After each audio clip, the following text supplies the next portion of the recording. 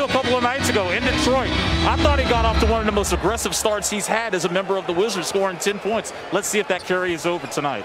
See if his offense carries over. We know his defense has been very good. He's on Bogdanovic to start, and there's a backdoor alley-oop for Gobert to open things up. I mean, that's probably one of the easiest lob plays you've seen all year that the Wizards have given up. I mean, after the jump ball, not even a back pick or pick and roll situation.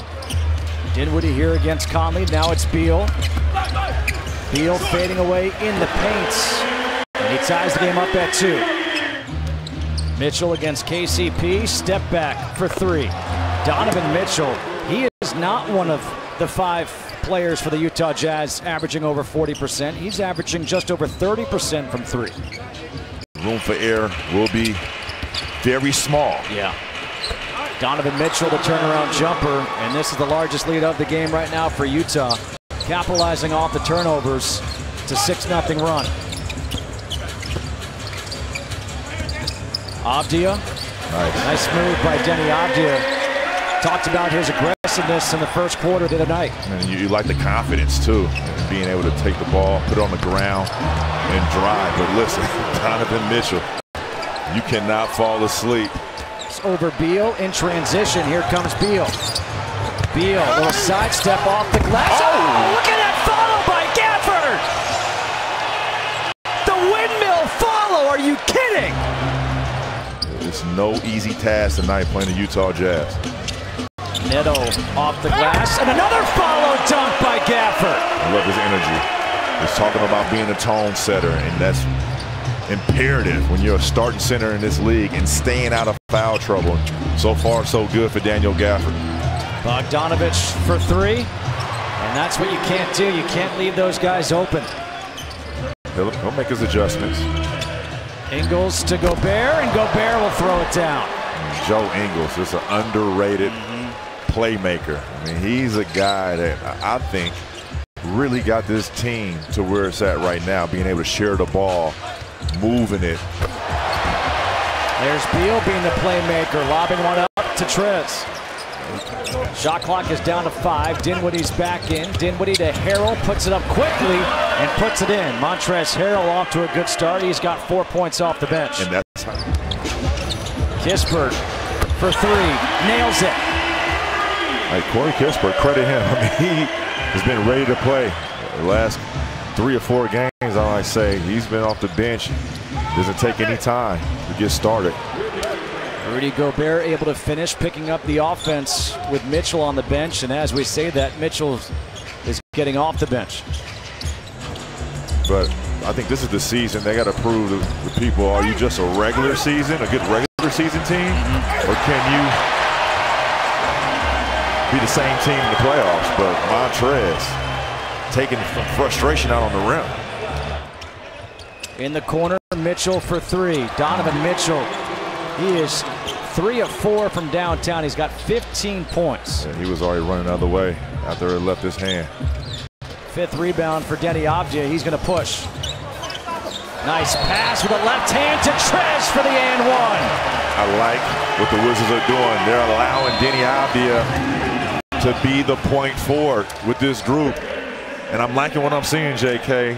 I like the defensive rebounding, him having the ability to be a playmaker. Beautiful pass to Montrez, great finish. Trez has 8, a chance for 9. Wizards down by 3. Harrell, kick to the corner. Here's Neto for 3. Hollow Neto all alone, knocks it down and ties the game at 39. Credit the second unit of the Wizards. And someone's got to stop Donovan Mitchell because he's been the offense. He's got 17 points for Utah. Get prepared for the third quarter, because one thing the Utah Jazz do, they make adjustments at halftime. They lead the NBA not only in second in scoring, but they lead the NBA in second half scoring. So they will be in tune. That's 10 points off the 7 turnovers for Utah. Dinwiddie all the way to the hoop, and Spencer Dinwiddie has his first field goal of the game. He's now 1 of 5. You think about the Wizards' backcourt, they're combined 3 of 13. To the hoop. No, Gafford again. The gamble pays off for Wes Unseld Jr. And this is the type of momentum you want to create going into the half. Great job by the Wizards, making up for a couple turnovers and bad defensive possessions. And now if you're Gafford, does Conley go at Dinwiddie here instead of lob to Gobert? Just too easy once. You have to chase over the top.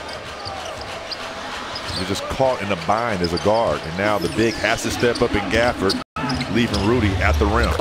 Beal is 2 for 2 to open up this third quarter, and he changed his shoes at halftime. Here it is again. They're not going to stop. Hence, it's got to be the shoes. Yeah, shoes. Yeah. But a careless turnover here by Gafford. Conley with the steal. Here's O'Neal for 3. That's one of those that you just cannot do. And Conley to the inbound.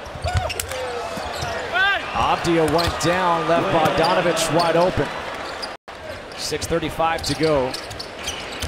Mitchell looking for his first points of the half. There you go. That's going to be his 4th 3 of the game. He's got 20 now in the night. Is it me or is he shooting that ball quicker than ever? Beal, the pull-up, got it. 14 now for Beal. Yeah, I'm going to like this matchup right here. Jordan Clarkson versus Bradley Beal. 2 guys that can score the ball at a high rate. Mitchell against Neto. Nobody can stop Donovan Mitchell. He's got 24. A solid center. Don't forget it. He was paid $100 million to be a center in this league. And now he gets that lob. Had a really good 1-2 combination with their bigs. We think about Embiid and Drummond.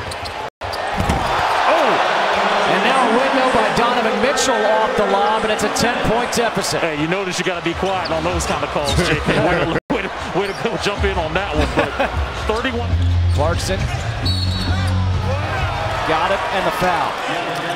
That's what I was saying. How much longer can guys like Jordan Clarkson, Joe Ingles, Rudy Gay, Michael Conley be quiet? Eventually, I mean, these guys are going to get going. They had a slow first half. The Wizards dominated their bench, 31-13. Ingles quick release on the 3. He missed that wide open one before. He doesn't miss many. Yeah. First 3 points of the night for Ingles.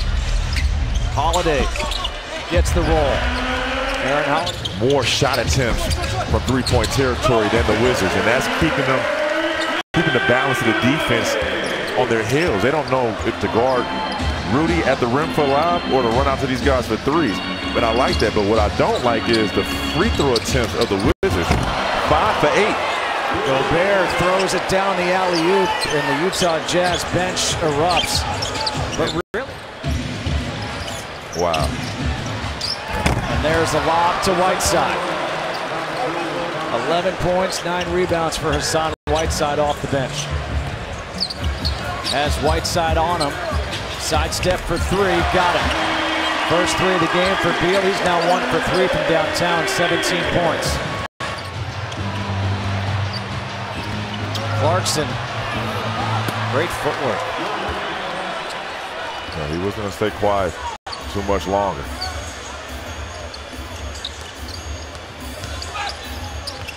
Beal to Gafford. Whiteside clears out. Yeah, he knew better. That's one thing about good shot blockers. They know when to jump.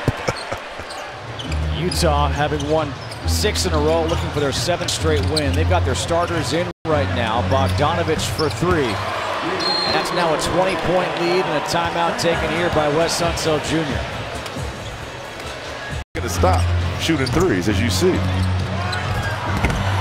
Hassan Whiteside with the reverse. 16. Coming up on a minute to go in this one. Force the lob. Whiteside just padding his stats right now.